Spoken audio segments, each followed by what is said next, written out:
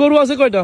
আমার আছে 5টা। 5টা? মানে এই রাস্তার গাছ দিয়ে 5টা গরু পালন? এই রাস্তার গাছ দিয়ে হালকা খ্যাট দিয়ে আর এই ঘাস দিয়েই চালাই আর কি। ওয়ালাইকুম ভাই। ওয়ালাইকুম আসসালাম ভাই। ভাই অনেকগুলা ঘাস কাটছেন, কি করবেন এই ঘাসগুলা? আরে ভাই ঘাস হলে কুরবানি আছে তো গরুরে খাওয়াবো।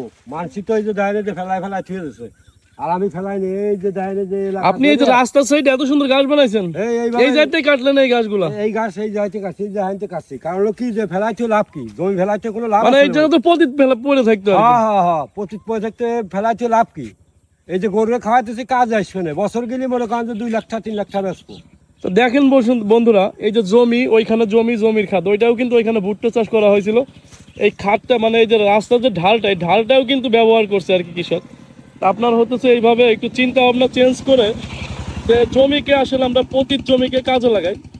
কাজে লাগিয়ে হচ্ছে এই যে দেখেন এই যে রাস্তার ঢালুতে ঠিক এইভাবে সুন্দর করে, এই যে আমাদের এইখানে প্রত্যেকটি জায়গায় দেখেন এই যে ঘাস, মানে রাস্তার সাইডেও কত সুন্দর ঘাস করছে।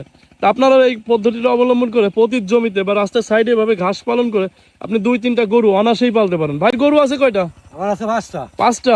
মানে এই রাস্তার গাছ দিয়ে 5টা গরু পালন? এই রাস্তার গাছ দিয়ে হালকা খ্যাট দিয়ে আর এই ঘাস দিয়েই চালাই আর কি। এই যে কাটিয়ে নিলাম এই 5টা গরু, এত করে দেবো, আর 2 আটি 3 আটি খ্যাট দেবো, বাস খোল দেবো, ক্লিয়ার। আচ্ছা ভাই ঠিক আছে। ফিট খাওয়াই না, ফিট মিট খাই কাছাকাছি খাওয়ান? এই কাঁচা খ্যাট আর হলো খোল, তাছাড়া ফিট খাওয়াই না।